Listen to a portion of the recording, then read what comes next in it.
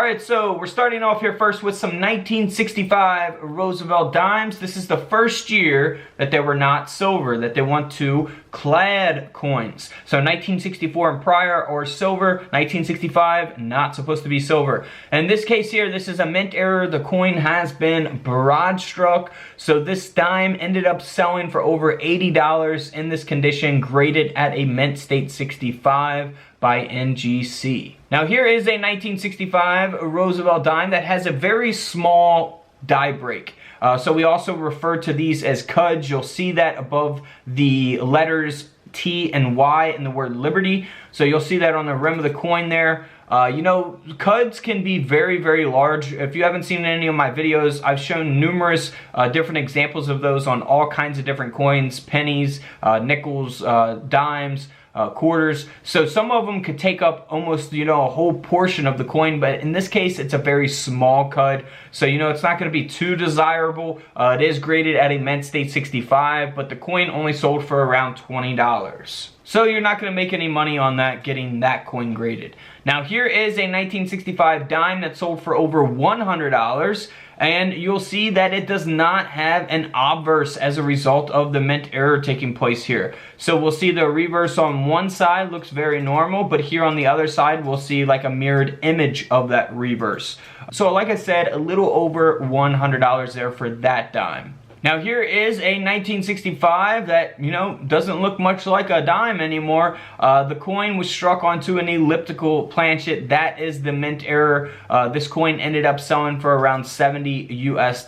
So, you know, again, nothing too significant in value there, but let's move on to some more expensive coins here. So this dime here is a 1965. It is graded by PCGS, the coin grading company, at a mint state 68 that has full bands there on the reverse of the coin as well. So here's an image of full bands and what that exactly looks like. That is something you know, that they will put on the coin slab when grading these Roosevelt dimes.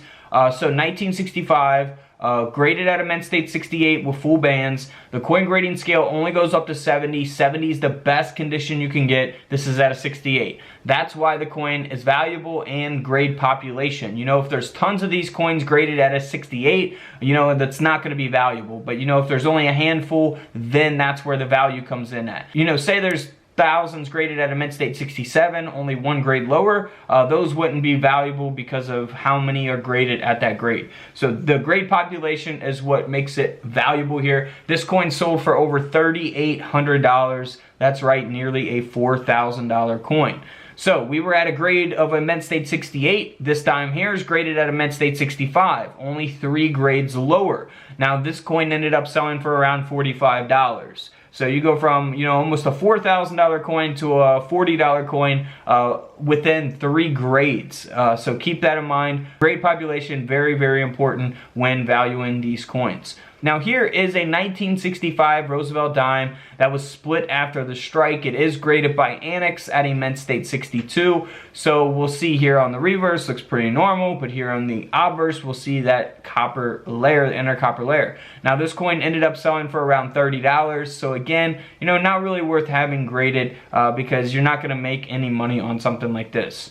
Now here is a 1965 graded by Annex at a mint state 64, where it is partially missing the reverse clad layer. So you can actually see as we zoom, well here on the front, you know, it looks very normal. We see the clad layer, the outer clad layer of the dime. But here on the reverse, as we zoom in there on the right side of the coin, you can see part of the clad layer. And then the rest, you see the inner copper layer. So it's partially missing that reverse clad layer. In some cases, it could be missing the whole clad layer, but in this case, this coin sold for a little over $90. Moving on here to a 1965 Roosevelt dime that was struck off center, 15% off center to be exact, graded by NGC at a mint state 65. And this dime ended up selling for over $110. Again, you can look for off centers on all kinds of different coins, not just dimes. You can look for them on modern coins, old coins. Here's another example of a 1965 that was struck 35% off center.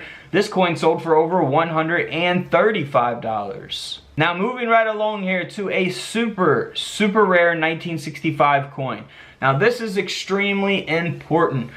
This coin is not supposed to be silver. However, it was struck onto a silver dime planchet. As we know, 1964 was the last year they stopped producing these dimes in silver, 90% silver. So this somehow was struck onto a silver planchet.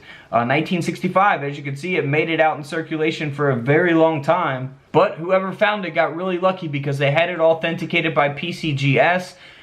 This coin ended up selling for over $3,800. $3,800. So I got silver coin videos out there. Just type in silver coins, couch collectibles, and you'll see the how to tell if a coin is silver or not by weight or by the edges of the coins. You can do all kinds of different tests, the sound of the coins. There's various different tests to see if a coin is silver, so feel free to check out that video. Now here's another example of a coin from 1965, Roosevelt dime, graded at a mint state 62. So the other coin was just authenticated as a genuine coin. It's pretty damaged and rough shape. In this case, this dime is graded at a mint state 62, and it was also struck onto a silver dime planchet. So the last coin sold for over $3,800. Now this coin being struck on a silver planchet and having that very high grade gives it a lot more value because it's in much better condition.